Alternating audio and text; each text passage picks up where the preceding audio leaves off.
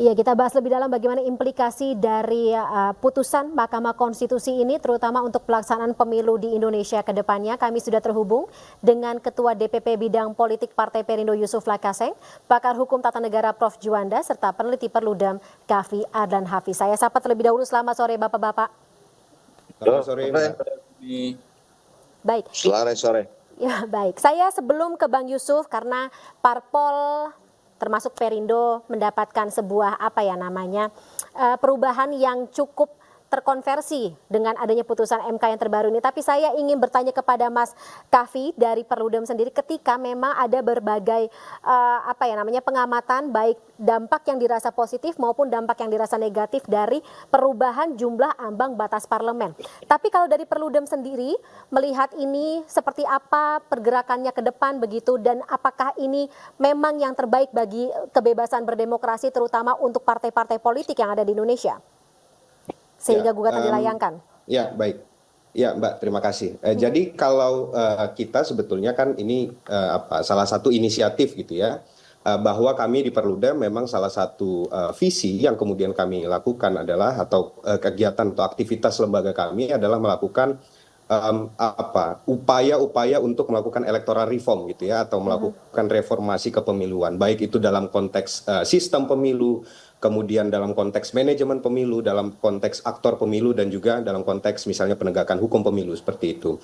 Jadi itu yang kami coba lakukan, dan since misalnya PT atau parliamentary threshold ini merupakan bagian dari sistem pemilu gitu ya, maka kemudian ini jadi salah satu cara kami untuk melakukan reformasi kepemilu dalam konteks parliamentary threshold ini. Misalnya kalau kita lihat kan sebetulnya ini satu inisiatif gitu ya, ketika ada visi sebetulnya untuk melakukan penyederhanaan sistem kepartaian seperti itu. Walaupun kemudian tentu pemahaman ketika kita mau menyederhanakan sistem kepartaian dengan mengurangi jumlah partai dengan cara meningkatkan parliamentary threshold, karena kita tahu dari 99 kemudian 2004 mulai diberlakukan parliamentary threshold sampai hari ini itu kan angkanya meningkat terus, karena memang ada visi untuk melakukan penyederhanaan sistem kepartaian. Tetapi walaupun ketika berubah-ubah sendiri Mas Kavi, jumlah parpol yang mengisi DPR sebenarnya tidak berbeda jauh antara 2009, 2014, 2019. Iya, makanya.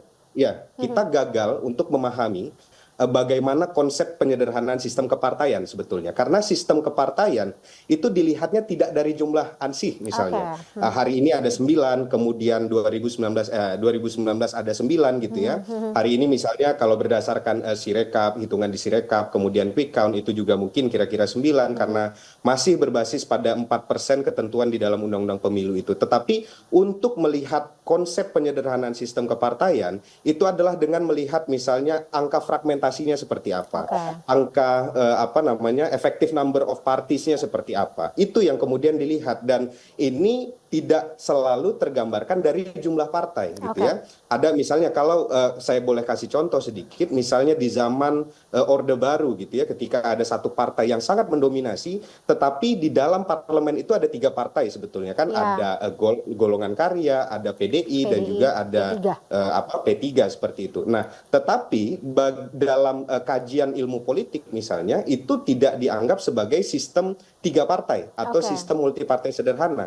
Tetapi karena ada kekuasaan yang besar pada saat itu, maka itu dianggap sebagai sistem monoparti, bahkan kalau misalnya kita mengutip Sartori dan lain sebagainya. Jadi yang ingin saya sampaikan bahwa cara kita untuk menyederhanakan sistem kepartaian itu bukan dengan mengurangi jumlah partainya seperti itu, tetapi bagaimana kita kemudian menurunkan indeks fragmentasi. Idealnya berapa, Mas Kavi?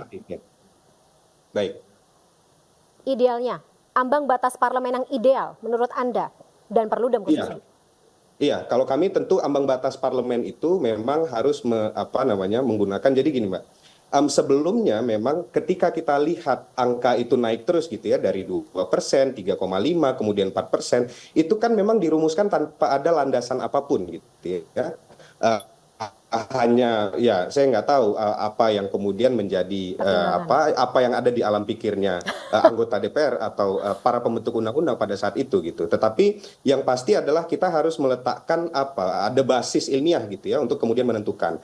Nah, ada namanya angka parlemen efektif misalnya atau ambang batas parlemen efektif yang mana kalau kita lihat di dalam kajiannya Perludem memang dengan hitungan ya dengan beberapa variabel yang kemudian dihitung seperti itu angkanya 1% memang Satu untuk persen. idealnya Oke. dalam konteks Indonesia gitu ya karena ada banyak variabel yang kemudian dihitung gitu ya misalnya populasi kemudian Oke. jumlah kursi di DPR dan juga kita melihat gini Mbak ada problem disproporsionalitas gitu ya ada problem disproporsionalitas di dalam di dalam pemilu 2019 misalnya gitu ya ada banyak sekali suara yang kemudian tidak dikonversi menjadi kursi. Nah, ini kan ada ini yang kemudian dihitung dan hari ini kita memiliki problem bahwa angka yang kita saksikan hari ini adalah angka yang disproporsional gitu ya. Oke. Padahal Oke. pemilu kita menggunakan sistem proporsional seperti itu. Walaupun sampai dengan bagaimana keputusan atau bagaimana proses di DPR nanti akan berlanjut dan Ya, juga memutus,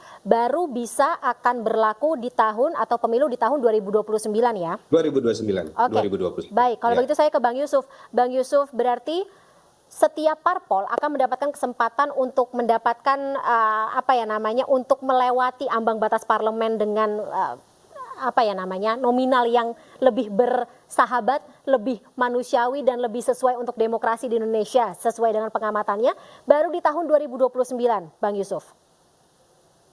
Ya, ini memang langsung saja ya, saya menyayangkan ya. Oke. Putusan MK ini seperti ambigu ya, tidak solid, tidak seperti setengah hati karena memberlakukannya di 2029. Padahal mestinya diberlakukan pada pemilu 2024 ini karena pemilu ini sedang berlangsung dalam proses perhitungan hasil pemilu. Kita belum pada tahap pelantikan anggota parlemen yang Legislatif. sudah terpilih pada pemilu 2024 kan. Justru ini tepat diberlakukan saat ini karena kalau ditunda pemberlakuannya itu sama dengan namanya MK justru membiarkan lagi dalam pemilu 2024 ini begitu banyak suara rakyat yang hangus terbakar, wakil mereka yang mereka pilih yang menghasilkan anggota DPR RI terpaksa tidak bisa duduk untuk mewakili mereka karena ada hambatan ambang batas 4% tadi itu. Jadi makanya saya sangat menyayangkan ini dan tentu ini yang sangat dirugikan adalah rakyat yang sudah memilih pada 2024 ini, Fani. Oke, jadi seperti sia-sia begitu ya Bang Yusuf. Ya tidak juga sia-sia, tapi agak banci sih keputusan ini menurut Oke, agak rancu. saya ya. Karena mestinya kan diperlakukan sekarang kan saya tahu teman-teman Perludem ini saya angkat topi hormat sehormat-hormatnya. Mereka konsen betul terhadap reformasi pemilu. Maksud mereka ini kan menggugatnya kan setahun sebelumnya ya, bukan ujuk-ujuk gitu dan Baru sekarang proses mereka diputuskan. sebelum mengajukan gugatan ini kan melalui kajian. Saya baca kajian mereka yang sangat komprehensif dan ilmiah itu. Mestinya MK memutus ini ya jauh sebelum pelaksanaan pemungutan pemilu 2024 suara ya. sehingga ini bisa diterapkan pada pemilu 2024. Tapi saya lihat MK seperti sedang berpolitik juga ya dalam memutuskan ini ada pertimbangan politik di sini ingin memuaskan semua pihak. Jadi tidak mau juga membuat partai-partai lama atau yang besar tanda petik di parlemen itu merasa terganggu oleh putusan MK ini. Makanya saya bilang ini putusan banci walaupun memang tetap menguntungkan demokrasi kita, menguntungkan pemilu kita di 2029. Baik. Kalau begitu saya ke Prof. Juanda. Kalau dari hukum tata negara sendiri Prof mungkin bisa diingatkan kembali kepada masyarakat mengapa putusan dari Mahkamah Konstitusi ini baru bisa berlaku di tahun 2029? Ya, saya kira begini ya. Sesungguhnya memang hak hakim untuk menentukan kapan berlaku sepanjang tidak melanggar azas-azas yang berlaku, azas-azas hukum tentunya. Artinya tidak berlaku surut, berlakunya ke depan misalnya dan menguntungkan rakyat banyak pihak dan itu sudah diketahui banyak orang. terlepas dari itu semua ya, satu sisi saya mengapresiasi satu kawan-kawan dari Perludem berkat dari gugatan mereka, maka terjadilah putusan ini yang secara prinsip ya merubah angka parliamentary threshold yang ada dalam undang-undang pemilu. Nah, tapi di sisi lain sebenarnya ya Hakim Konstitusi saya pikir seharusnya atau selayaknya ya jangan mengambil sebuah putusan yang tidak paripurna, tidak bulat. Satu sisi pertimbangannya sudah jelas adalah parliamentary threshold 4% itu dikatakanlah sebagai menyalahi prinsip kedaulatan rakyat, kepastian hukum dan keadilan ya. Tapi di sisi lain ya, kenapa ini diberlakukan 2029 misalnya. Sementara ya keputusan KPU tentang finalisasi caleg-caleg yang terpilih atau katakanlah anggota DPR itu kan belum diputuskan. Iya. Nah, artinya secara momennya sebenarnya tidak ada masalah kalau diberlakukan diterapkan sekarang. di tahun 2024 untuk pemilu 2024. Oke. Kalau memang mau meminimalisir suara-suara yang terbuang sia-sia ya, ini sebenarnya 2024 berarti 2024 ini masih banyak jutaan suara yang tidak dijadikan dikonversi ke kursi DPR. Nah, secara hukum tata negara saya pikir ya ini memang kita apresiasi sesuai dengan kewenangan Hakim Konstitusi, tetapi tidak bulat, harus akhirnya lonjong ini putusan. Artinya satu sisi oke, merespon, menerima sebagian dari gugatan kawan-kawan Perludem, tetapi waktunya tidak di 2024. Menurut saya itu saja yang sangat disayangkan ya. Kenapa tidak 2024? Kalau 2024 momennya masih tepat karena KPU belum memutuskan siapa caleg-caleg yang terpilih.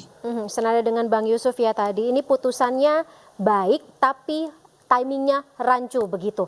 Prof Juanda, Bang Yusuf dan juga Mas Kavi, kita akan dalami di segmen berikutnya pemirsa. Ini sore masih akan segera kembali masih membahas terkait dengan pasca atau dampak dari putusan Mahkamah Konstitusi terkait dengan perubahan ambang batas parlemen untuk DPR Republik Indonesia. Sesaat lagi tetaplah bersama kami.